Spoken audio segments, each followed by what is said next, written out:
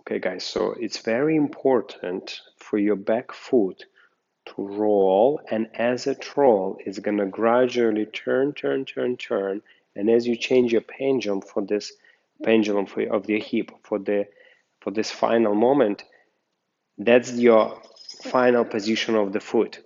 This way, never here, never here.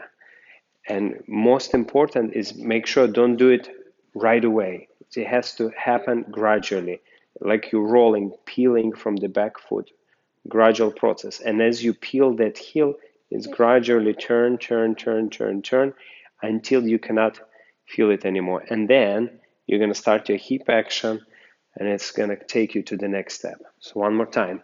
So gradual foot finishing, never right away. So gradual. So we roll from the foot, roll, roll, roll, roll, is turning to this position. So each step should finish ideally here, not here.